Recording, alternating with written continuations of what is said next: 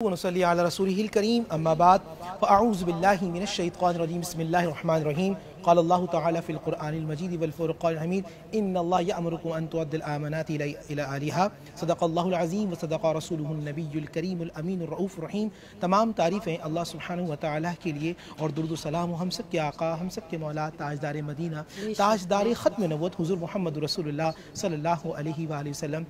بڑا اچھا سوال کیا میری بہن نے کہ ایسا کیوں ہوتا ہے۔ اس کی وجہ یہ قرآن میں فرماتے ہیں اللہ ان اللہ یأمرکم ان تؤدوا الامانات الی اہلہا کہ اللہ نے تمہیں حکم دیا کہ جو تمہاری امانتیں ہیں ان کو پورا کرو۔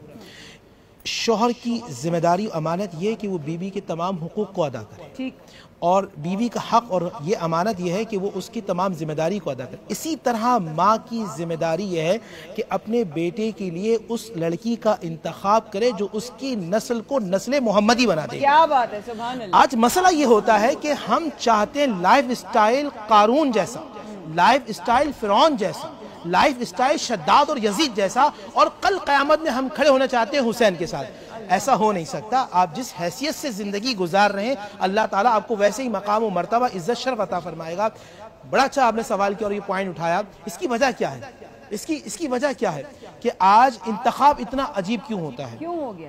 آج اس کی وجہ یہ ہے، سب سے بڑا اس کی وجہ یہ ہے کہ میرے آقا کریم صلی اللہ علیہ وآلہ وسلم کی تعلیمات سے ہم دور ہیں۔ حضور نے فرمایا مومن وہ ہوتا ہے جو اپنے لیے وہ پسند کرے جو اسے پسند ہے اور دوسروں کے لیے وہ پسند کرے جو اسے اپنے لیے پسند ہے۔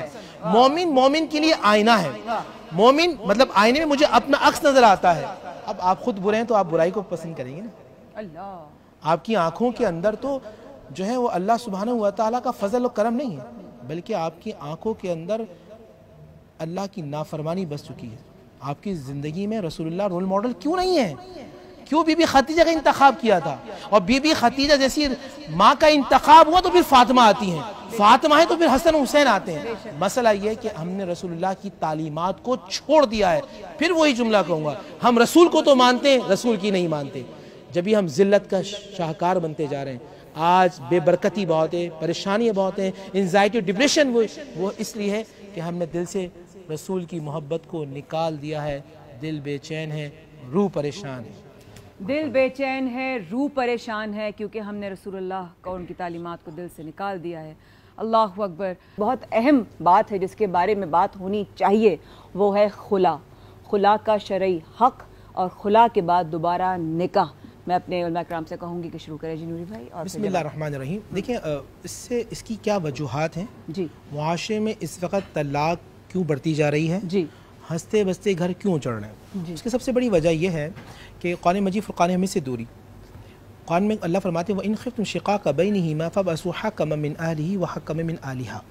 جب میاں بیوی کے اندر نگیٹیوٹی ہو جائے اور بات لڑائی جھگڑے تک چلے جائے تو قرآن یہ کہتا ہے کہ کچھ لوگ مرد کی طرف سے بیٹھیں، کچھ لوگ عورت کی طرف سے بیٹھیں اور وہ ایک دوسرے کی صلح کی کوشش کریں۔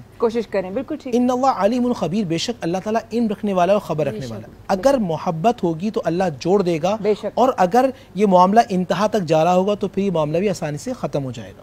ایک سب سے بڑا المیہ یہ ہوتا ہے، میں نے آپ کے پہلے پروگرامز کے اندر یہ بات کہی تھی کہ ہماری یہاں آج کی لڑکیاں رول ماڈل اپنی ماں کو سمجھتی ہیں۔ اگر ان کی رول ماڈل بی بی فاطمہ ہوں تو کبھی گھر میں فساد نہ ہو بلکہ گھر میں برکت کے معاملات ہوں۔ لڑکا یا لڑکی، میں آج ان کو میسج بھی دے رہا ہوں، ان کی شادی ہونے والی، پھر خلا پہ آپ کا جو سوال ہے۔ دیکھیں ایک بات ذہن میں رکھیے گا، قرآن نے کہا ہن لباس لکم وانتم لباس لہن، مرد کے لیے عورت لباس اور عورت کے لیے مرد لباس۔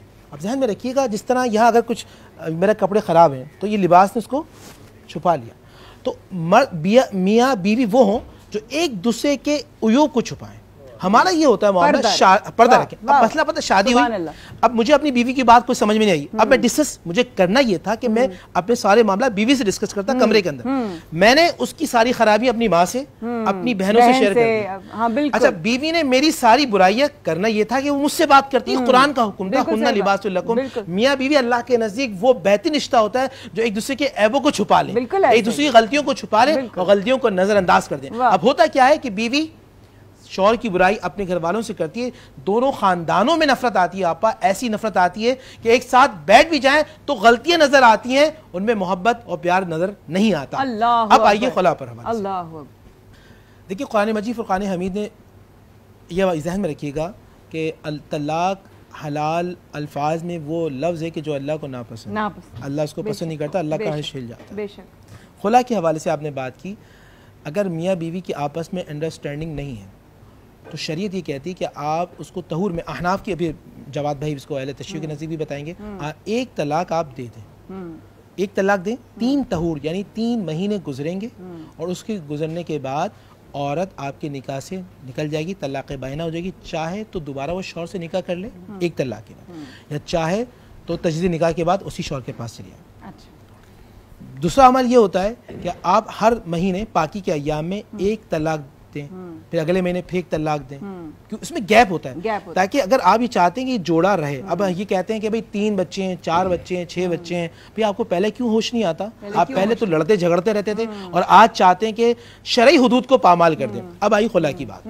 خلا میں یہ ہوتا ہے کہ عورت اپنا حق مہر معاف کر دیتی ہے، اس کے بدلے میں آدمی یہ کہتا ہے کہ میں نے تمہیں خلا دیا، میں نے تمہیں آزاد کر دیا۔ بالکل ٹھیک۔ اب یہاں ایک مسئلہ اور بھی آتا ہے جس کی میں نشاندہی کروں گا۔ کسی کو یہ اختیار نہیں ہوتا، میں نام نہیں لیتا، کسی کو یہ اختیار نہیں ہوتا ہے کہ وہ کہہ دے کہ میں نے آپ کا نکاح منسوخ کر دیا، ٹھیک، جب تک شوہر سامنے موجود نہ ہو یا شوہر کی رضامندی نہ ہو، شوہر خلا نہ دے، خلا نہیں ہوتا، طلاق بائنہ نہیں ہوتا۔ عورت مرد کے نکاح میں رہتا چاہے کوئی تیسرا چوتھا آدمی کیوں نہ دے دے،